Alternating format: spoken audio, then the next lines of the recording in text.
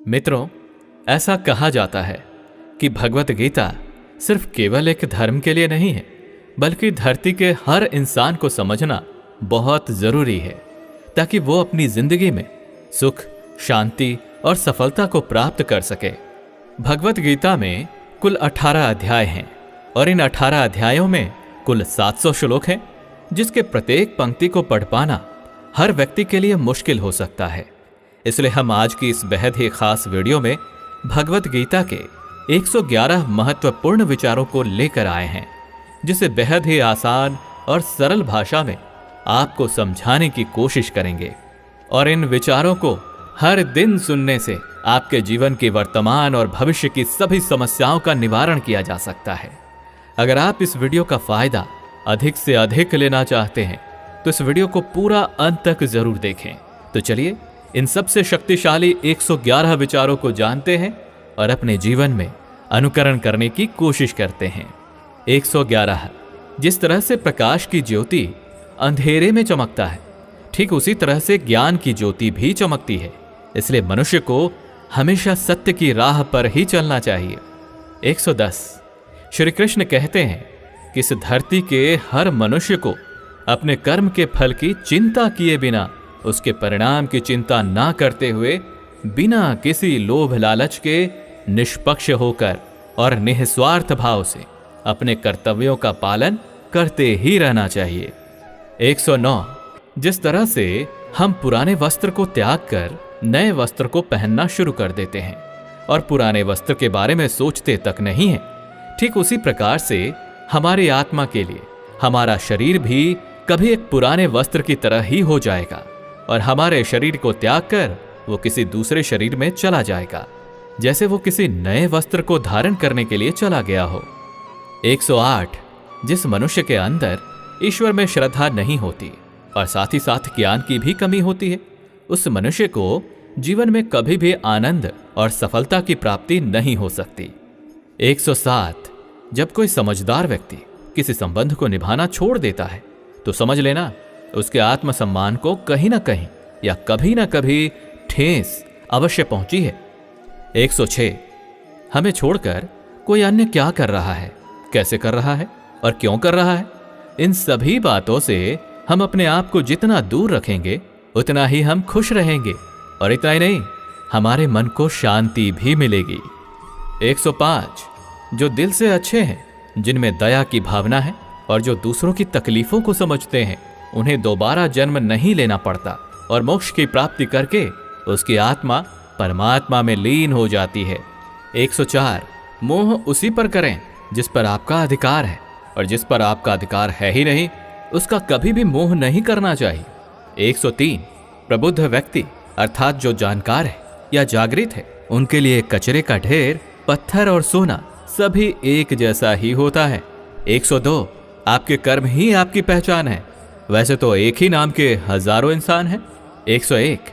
प्रेम सदैव माफी की उम्मीदें रखता है और क्रोध सदैव माफी को सुनना पसंद करता है। 100।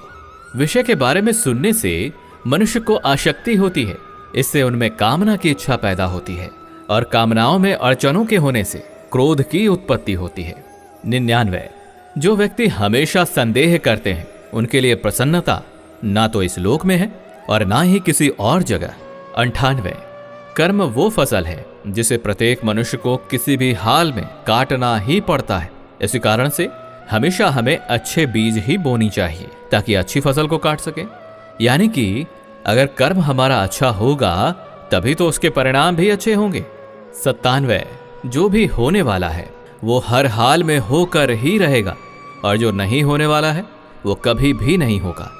ऐसा ज्ञान जिनके बुद्धि में होता है वो कभी भी परेशान नहीं होते। 96।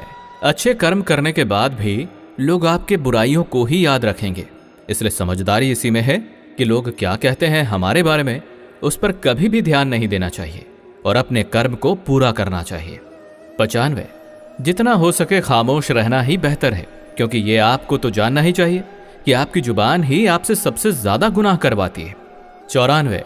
भगवत गीता में श्री कृष्ण जी अर्जुन से कहते हैं कि हे अर्जुन, मेरा परम भक्त जो हमेशा मुझे याद करता है और एक चित्त मन से मेरी पूजन करते हैं, उन भक्तों के कल्याण के लिए जिम्मेदारी मेरी ही है। जो भी भक्त मेरे भक्ति में श्रद्धा नहीं रखते वो मुझे प्राप्त नहीं कर पाते, इसलिए वो जन्म मृत्यु के भौतिक मार्ग में फंसे ही रह जाते हैं। 92, जो व्यक्ति आपके शब्दों को महत्व नहीं देते हैं उनके लिए मौन बने रहना ही सबसे बड़ा उत्तर है। 91, या तो वक्त के साथ बदल जाओ या वक्त को ही बदल दो, लेकिन हाँ, अपनी मजबूरियों को कोसना बंद करो और हर हाल में चलना सीखो। 90, किसी काम की चिंता करना तो ठीक है, लेकिन वो चिंता इतना भी नहीं होना चाहिए कि वो काम को ही बिगाड़ कर रखते। 89, आप किसी कार्य को अच्छी नियत से करते हैं तो वो काम कभी व्यर्थ नहीं जाता और उसका फल आपको अवश्य ही मिलता है। 88, श्री कृष्ण जी कहते हैं कि आप अगर ये सोचो कि आपका भाग्य मैं बनाता हूं तो ये गलत है, क्योंकि मनुष्य अपने भाग्य का जिम्मेदार स्वयं खुद ही होता है।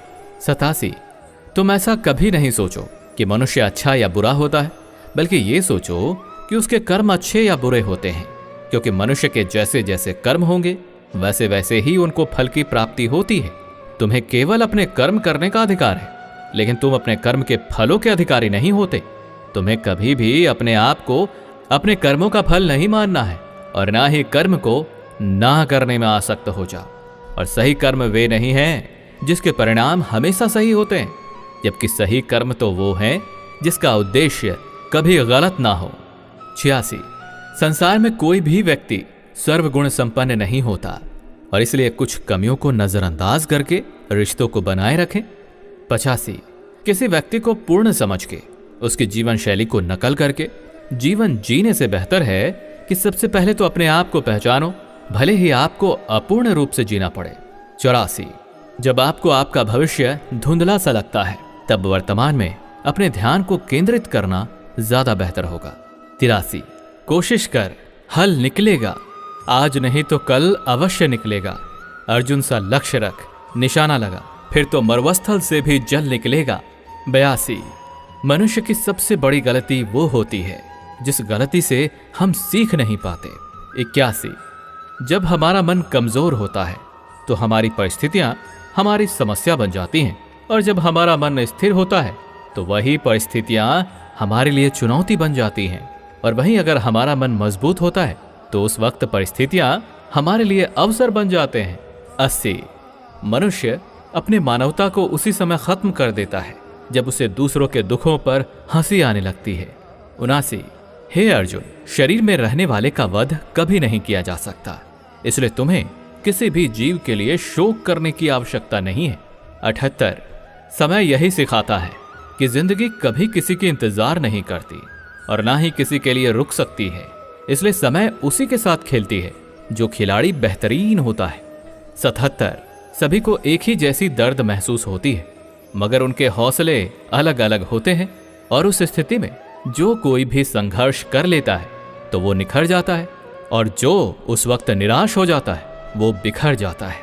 76, किसी मनुष्य द्वारा किए गए कर्मों के आधार पर भविष्य में मिलने वाले विजय या हार, लाभ या हानि, खुशी या दुख से कभी परेशान होकर चिंता से ग्रसित नहीं होना चाहिए। 75, यदि आप उन गलतियों से नहीं सीखते हैं तो वही गलती आपके लिए सागर जैसा प्रतीत होती है, और यदि आप उन गलतियों से सीखते हैं तो वही गलती सीढ़ी बन जाती है। निर्णय आपका है कि चढ़ना है या डूब जाना है। 74, समस्याएं कभी इतनी ताकतवर नहीं होती जितना कि हम उसे मान लेते हैं। 73, क्या कभी आपने सुना है कि अंधेरे ने कभी सुबह होने ही नहीं दिया। 72, गलतियां छोड़ना गलत नहीं है, बस शुरुआत खुद से होनी चाहिए। 71, यह हमेशा जरूरी नहीं है कि हर बार आपके शब्दों को सही समझा जाए, इसलिए कई बार आपको मौन रहना भी बेहतर होता है। 70, जो जितना शांत होता है उतना ही ज्यादा अपनी बुद्धि का प्रयोग करने की काबिलियत रखता है। 69, अपने प्रति हो रहे निंदा के कारण अपने लक्ष्य को ना बदलें, क्योंकि जैसे ही आपको लक्ष्य मिल जाएगी वैसे ही वही निंदा करने वाले लोगों की राय भी बदल जाएगी। 68, आपकी हार और जीत आपके सोच पर निर्भर करती है। अगर आप मान लेते हैं तो हार हो जाती है, और ठान लेते हैं तो जीत होगी। 67, सबसे समझदार और बुद्धिमान व्यक्ति वही है जो सफलता प्राप्त करने पर अहंकारी नहीं हो जाता और विफल हो जाने पर गम में नहीं डूबता। 66। अगर आपकी कभी प्रशंसा हो रही है तो उस वक्त आपको सावधान रहने की आवश्यकता है। 65। किसी से अपनी तुलना नहीं करनी चाहिए क्योंकि आप जैसे भी हैं सर्वश्रेष्ठ हैं।